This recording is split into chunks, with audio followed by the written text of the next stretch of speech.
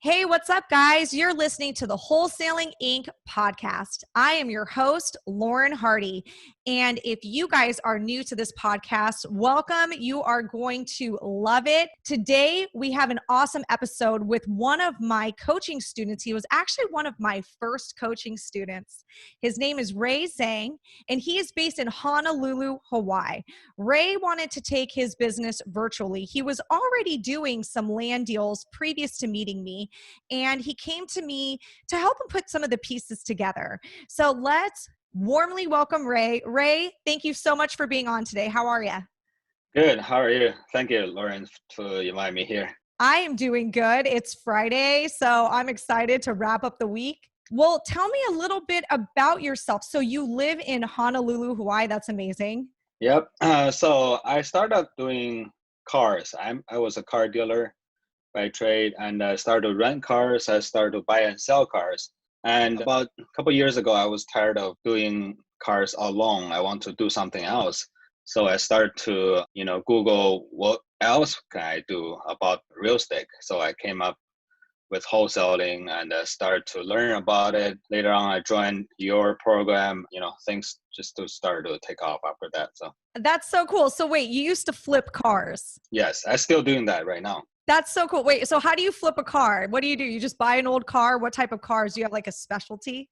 We buy cars after a year 2000, and we sell them probably, slightly higher than the price we bought it for. And I used to buy and fix and flip, but right now I just buy and flip. I don't have time to fix anymore. So That's so cool. Okay, I didn't even. yeah, Isn't it amazing? Like I don't even. You don't think of these things. It's like flipping cars is a thing. That's really cool. So right, basically, you decided to get into flipping houses. That right. They're the same thing, but different product.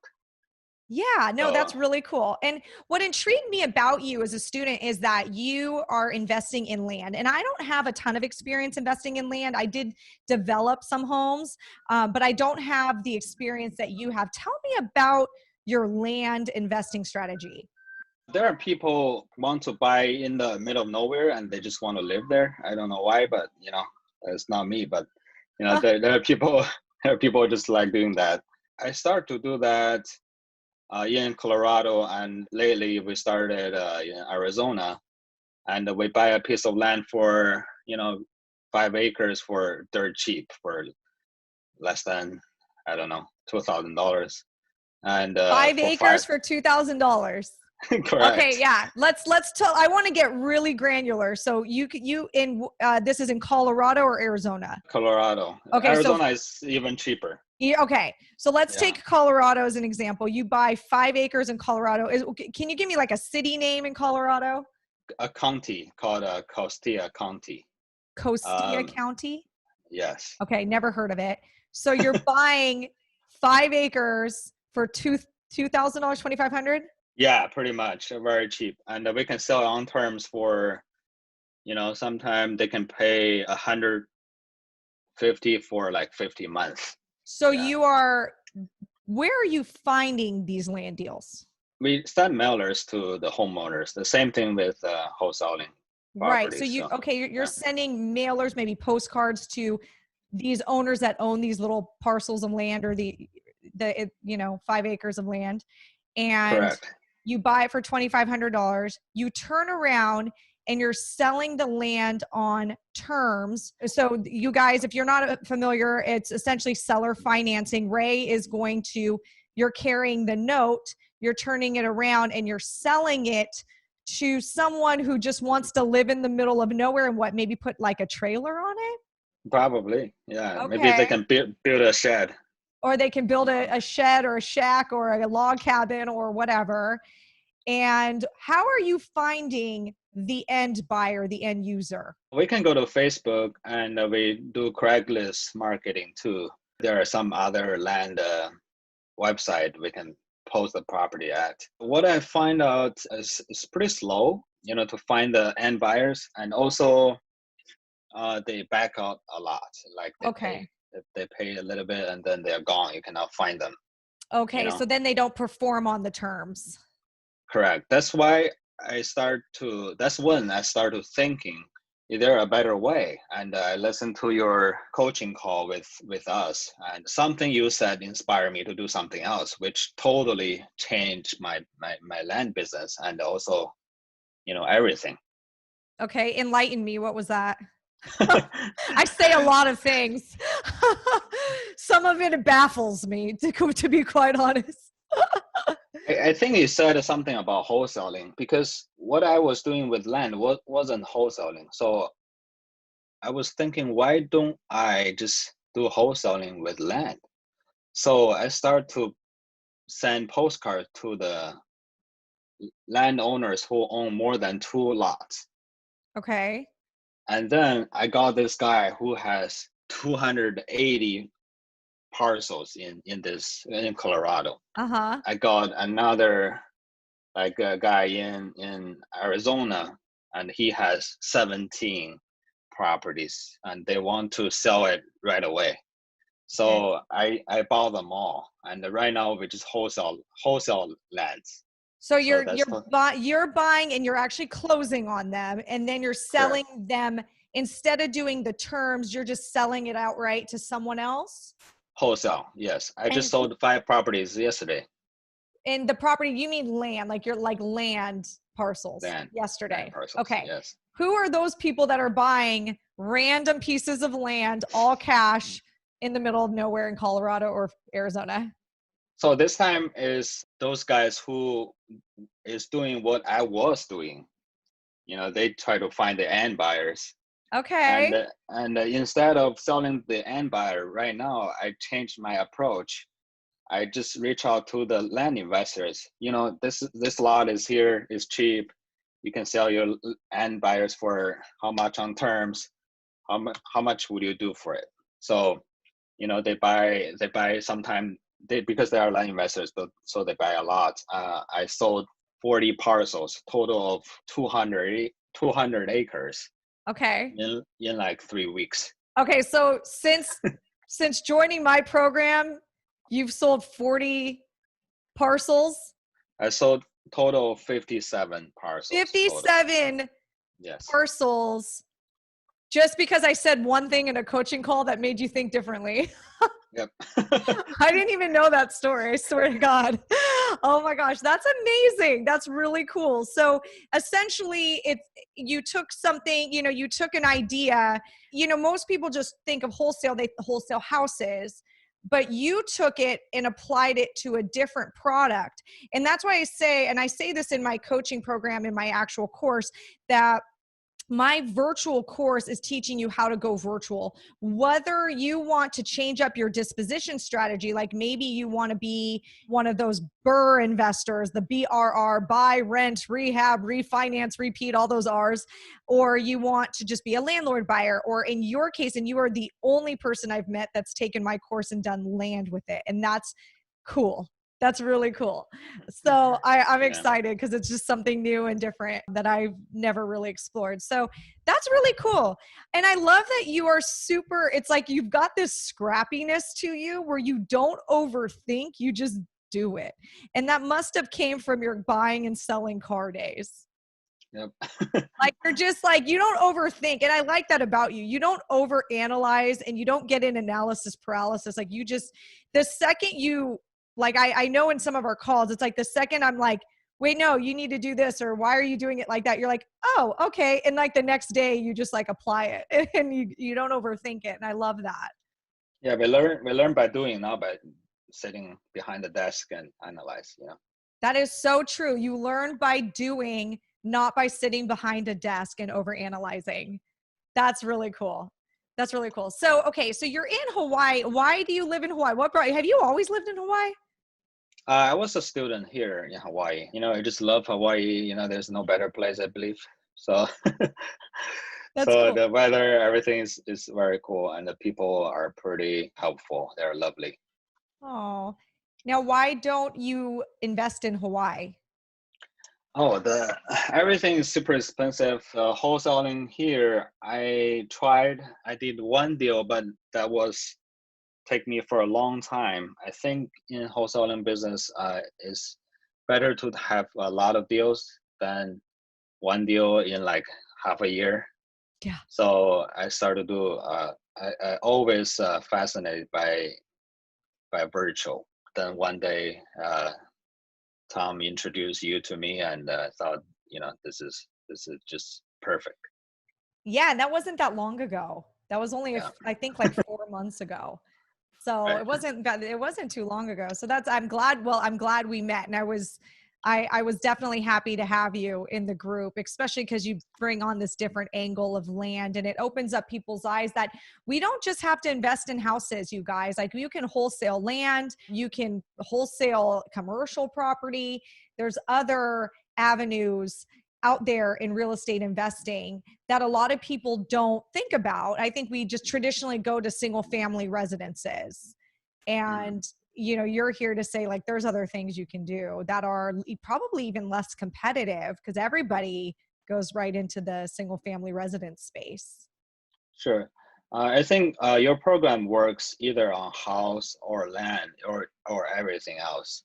It really works on houses. We're closing another house deal in Oklahoma next month. We already closed another land deal in Oklahoma. So your program works perfectly virtually.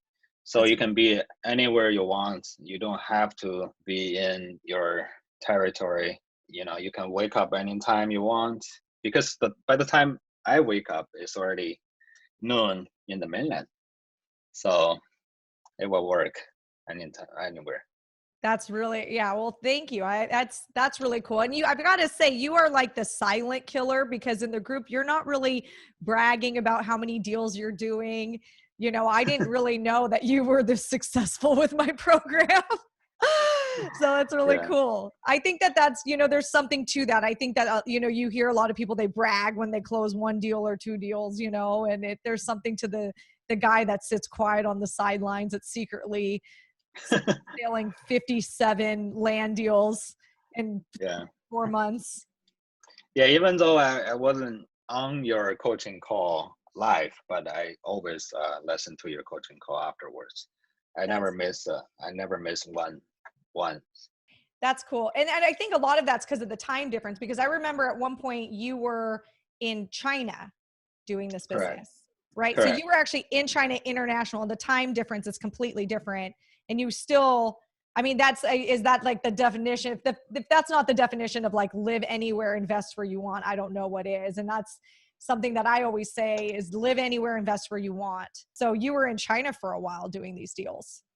Correct. Actually, my first deal in Oklahoma was a land deal, and I contacted the seller when I was in China, and we had been talking for a while, and he said he wants to sell his properties. I said, this house won't work. Do you have any other properties for sale? Oh, he said, oh, I have a land for sale in Oklahoma. I said, okay, let me see it. Right after that, I bought it in China, and I sold it when I came back. I sent it to my cash buyer list, and one realtor contacted me, and she wanted to buy it, and we closed it 2 days after I came back to the U.S. That's so cool. How are you financing these deals, or how are you funding it? Is it your own money, or do you use any kind of financing? If the deal is pretty cheap and the number makes sense, I'll buy them all with cash. Okay. So it's your own cash. Money bags Ray over there. But now what if somebody who didn't have money like you do? What would Oh, you recommend? that's something I really passionate to share. I think no business is about money. If you have a good enough deal, there are people going to buy it. That's the beauty of wholesaling. You don't need to actual buy it. You can just put it on the contract and just sell that contract. Right. So you don't even need money. You can assign your contract with land deals the same way people are assigning wholesale deals with single family residents. Correct. There are people also saying, "Oh, what if I don't have even the postcard money?" And I think just this is just excuse you don't want to take action. When I first came to American, I don't even have a place to live. I live in the car for a couple of months. What I did is I go to Craigslist, and there is a section called free. So you can go there, find items that are free, and you can just sell them. Sell it and collect your marketing money. and start from there. Once you get your first deal, you're good to go. Right. I can't. I can't even right now. Like that. I have never ever thought to suggest that to a student with no marketing money, but that's amazing. And Yeah. again, it just comes back to your car slinging days. Is that how you would buy cars sometimes?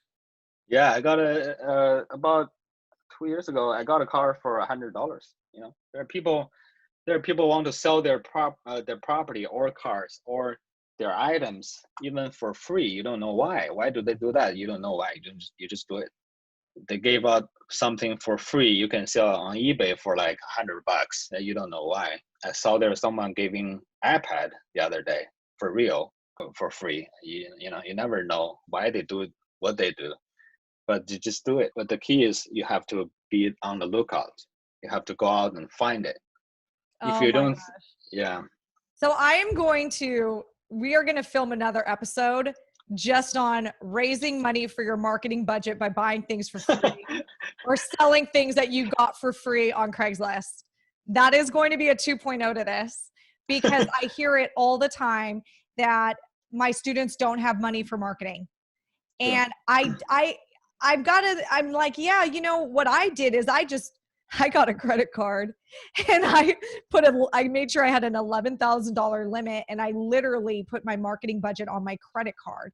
Now that's risky because what if I couldn't pay true, it back? What if for whatever reason, this didn't work out for me, I mean, those were the thoughts in my head is like, well, then you need to make sure you can pay that back. I mean, you might get in credit card debt. And I had that pressure behind me, which made me work really hard to get a deal to be able to pay off my credit card. And in the end, I did, but I get really nervous recommending that to students. I true. say it as, hey, this is honest. I'm being honest with you. And I'm very real with everybody. Like, this is how I started. I started with a credit card, but I don't like to recommend that because not everybody is like me and not everybody is going to keep going. A lot of people don't have that tenacity. But I mean, this is a way where you're not in debt. It just takes a little, work, a couple hours out of your day, get things for free, sell them, make your marketing budget. And you know what? Yeah. It's funny. Have you heard of Gary Vee? Gary Vee is Yes. all about garage selling. So this is essentially the same thing. And he does it just for fun. And he teaches people how to make money off of buying things from garage sales and reselling them on eBay. He said even though he's super successful right now, he still enjoys going to garage sales on Saturday. I know. I love Um, Gary Vee. yeah. So another thing about credit cards is, some people don't even have credit history. When I first came to America, I was a Chinese, and I'm still a Chinese, but I don't have I love it. I don't have a credit history, so I cannot even get a credit card. So you can start from there. No excuses, you guys. No excuses. I love it, Ray. I mean, literally, you are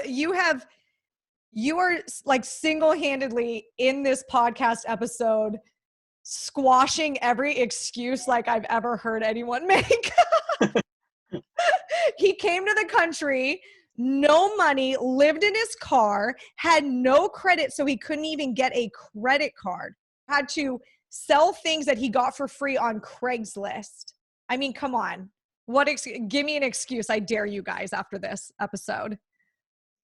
Yeah, I used to get their mattress for free, and I can sell them for like $50, and there are a lot of people $30? buying it. 50. Oh, 50. And see, I mean, that's amazing. And you did that to be able to support yourself. Correct.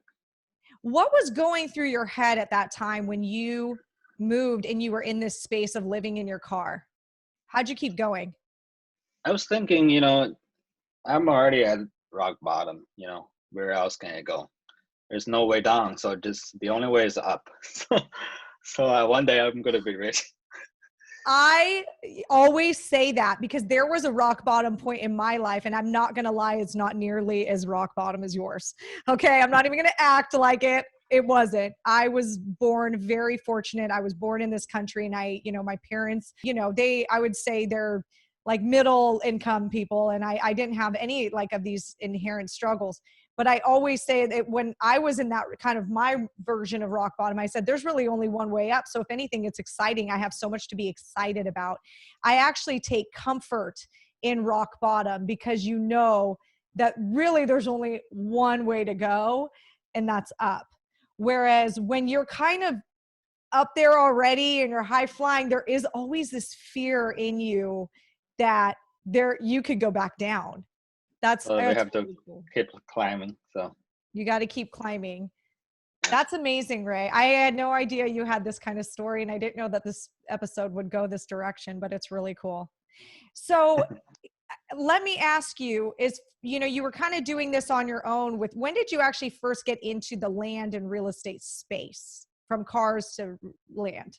I got it a couple of years ago and started to do deals here and there, but not too much of volume, because land is generally slower than properties. Okay. Very few people know about it, but there are deals out there. When I listen to your coaching calls, that's when everything starts to take off. That's really cool. Okay. So then it started ramping up once you got mentorship and coaching. Correct. Right.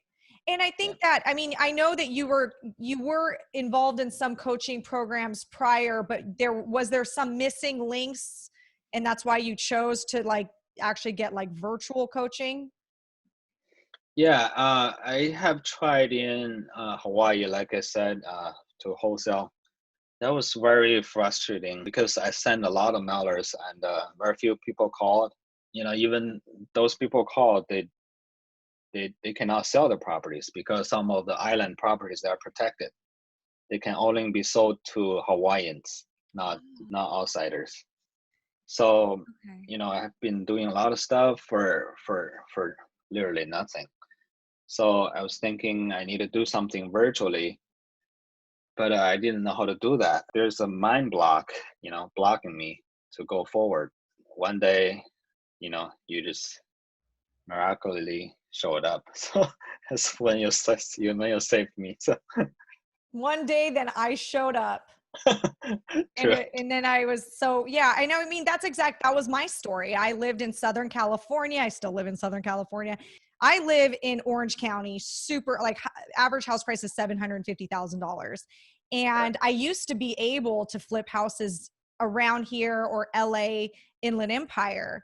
But as the market started climbing up, the deals started drying up, the margins were going lower and lower to where it became very risky to buy a flip deal, because if you had any of your numbers off, whether that was your ARV or your repair, you were losing money on that deal. And I like sleeping at night personally. So that was not my jam. I was okay, I don't want to live like this personally. There's also this feast or famine where I would go 3-4 months and not get a flip deal. And because I was traditionally flipping, so my deals were bigger, but I would go 3-4 months and not have anything in the pipeline. And I would be up at night sweating because I spent all this money in marketing, all this money in postcards, and I have no deal lined up to pay me back.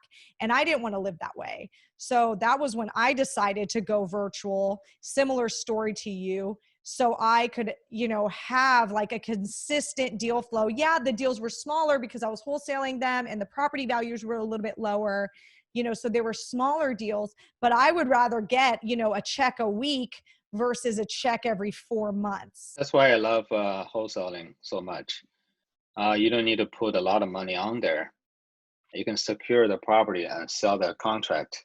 It will save you a lot of sweat, for sure. For So sure. yeah, there's no risk basically.